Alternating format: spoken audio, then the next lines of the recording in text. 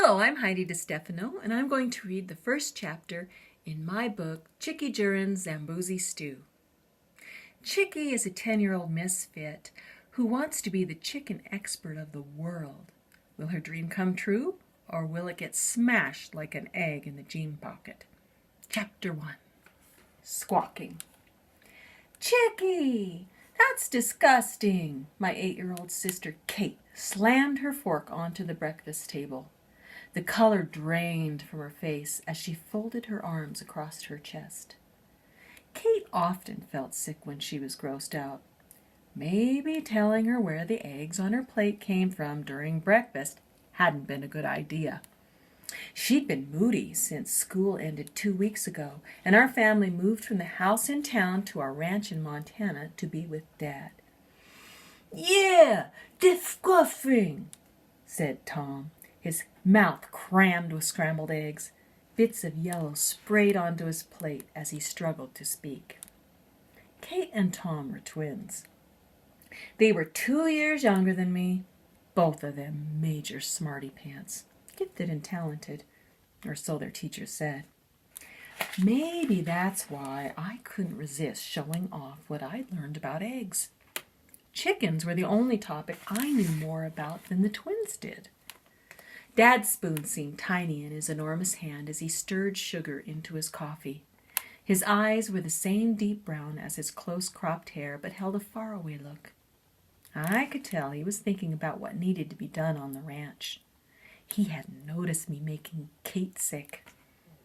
My older brother made a pained face. At 15, Stephen was the oldest of us 4 kids. He had no interest in our rooster games and hated it when we squabbled and squawked. If you were chicken-obsessed, crazy about chickens like me, you'd know most breeds start fighting when they are a few weeks old. That's because chickens need to know who will rule the roost. When 2 chickens battle, they face each other head on, and they try to convince each other to back off. If neither one admits defeat, they jump and peck at each other. That's how Kate and I were, always pecking at each other. It's a fact. My chickens pooped out our breakfast, I said, rising to my feet. My chair screeched back, leaving black streaks on Mom's white kitchen floor. Kate gagged. Maybe I shouldn't have messed with her weak stomach, but what I said about eggs was true. Chickens pooped and laid eggs out of the same opening. The opening was called a vent. I leaned toward her. The tips of my braids brushed the eggs on my plate. "My chickens pooped out our breakfast," I whispered. "Stop saying that," Kate said. She covered her mouth with her hands and gagged again. Why was I being so mean? I swatted my braids off my plate. "Right out of there, fluffy butts," I drawled. One of Kate's hands dropped to her stomach. "Eggs and poop come out of the same place," I said, grinning. It felt good to have the upper hand with my smart little sister for once. "Mom, make her stop," Kate begged. Her eyes watered as she struggled to keep from losing her breakfast. Mom pushed away from the stove and approached the table, lips pursed. I knew I'd gone too far and dropped into my seat to stare at my hands. Poop talk wasn't allowed at the table, and I knew I'd been mean to make my sister feel sick. Why couldn't I resist ruffling Kate's feathers? Mom stood across from me. She gripped the fabric of the blue dress stretched across her pregnant belly. I braced myself for her angry words. But when they came, the words weren't aimed at me. They were for Dad. "This isn't working, George," Mom said, eyes flashing. Brown tendrils had escaped from the knot of hair at the back of her head. There were times when Mom and Dad reminded me of 2 chickens fighting. My hens would always battle it out when one of them got tired of its position in the flock. Their neck feathers would fluff out and they'd point their wings down. And though Mom and Dad had no feathers, it looked like they would start arguing any minute. I was confused. Wasn't I the one in trouble? Dad hadn't broken any rules. Why was she upset with him? Dad stopped stirring his coffee. He placed the spoon next to his cup and eyed Mom warily. "What isn't working, Margaret?" Mom threw up her hands in frustration. "Trying to raise a family in these primitive conditions," she exclaimed. Dad scowled. "Primitive? What are you calling primitive? It's not like we're cave people wearing skins and scavenging for our next meal. There's a roof over our heads and food on the table. Don't see anything primitive about that." He rubbed the back of his neck beneath the collar of his blue work shirt. Mom shook her head. "You know what I mean, George. We left perfectly good jobs in town to live on this rundown ranch in the middle of nowhere. There's not even cell phone reception out here unless you climb to the top of a hill." Dad flexed his biceps, pretending to show off his muscles like a weightlifter. "At least we don't have to pay to go to a gym. Those membership dues aren't chicken feed, you know." He grinned at me, but I didn't feel like grinning. Obviously, Mom didn't either. She glared at him. "Don't joke about it. How can you expect me to quit teaching in town to live like a homesteader's wife? I've done nothing but work like a drudge since school got out." She put her hands on her hip and took a deep breath. I needed to stop her before she said more and made things worse.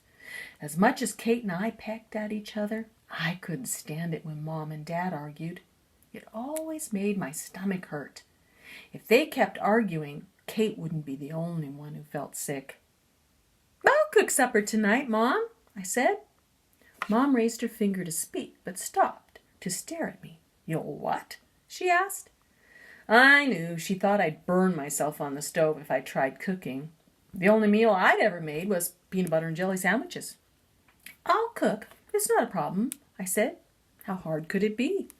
I'd memorized all the breeds of chickens in my favorite book, The American Standard of Perfection, a complete description of all recognized varieties of fowls.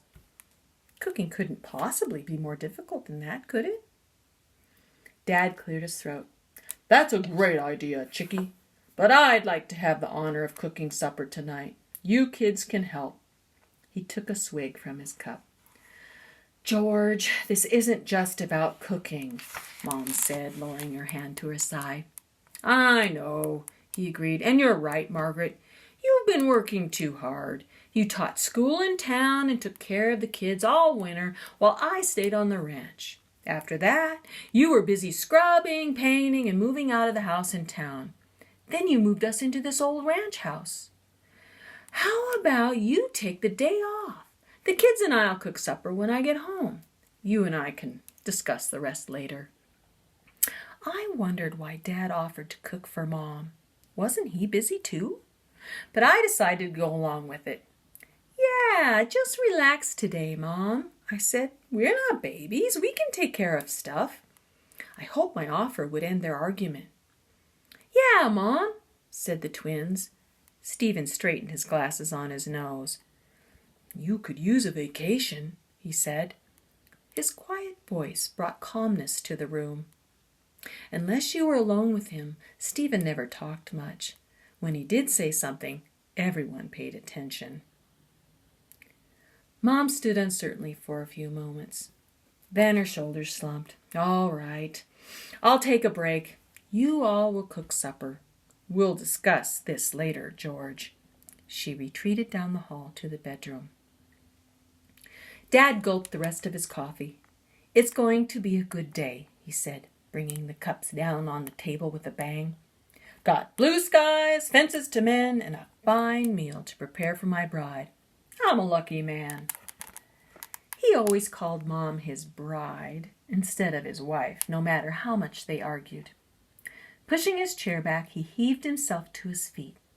Strutting around the table like a rooster, he stopped to wrap each of us kids in a bristly whisker-rub hug. "Ow, Dad, stop!" the twins and I protested, cradling our burning cheeks in our hands. Only Stephen bore the stinging rasp of the stubbly whiskers in silence.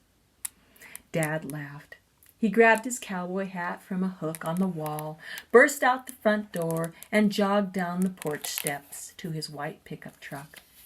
He hiked up his jeans and leaped onto the seat before banging the door shut. The truck swayed under his weight, then roared to life as he started the engine. The twins and I got up and moved to the kitchen window. Pressing our noses against the glass, we watched as he drove away. Dust rose behind the speeding truck. Dad's muscular, hairy arm waved back at us from his open window. My stomach felt slightly upset because of what went on during breakfast. Kate and Tom looked bothered too. They kept glancing at each other with worried faces. Stephen chewed on his lip. When Mom wasn't happy, the house always felt wrong. Dad had acted like everything was fine, but I knew he always did that, even when things weren't fine at all. We knew Mom wasn't thrilled about quitting her teaching job and moving to the ranch, but she'd agreed to give living in the country a try. The way she'd been acting, sad and tired, it seemed like she regretted her decision. Fear crept through me. What if she decided to move us kids back to town? What if Dad had to stay on the ranch by himself again? I didn't want to spend another winter in town without him or my chickens. Thank you for listening.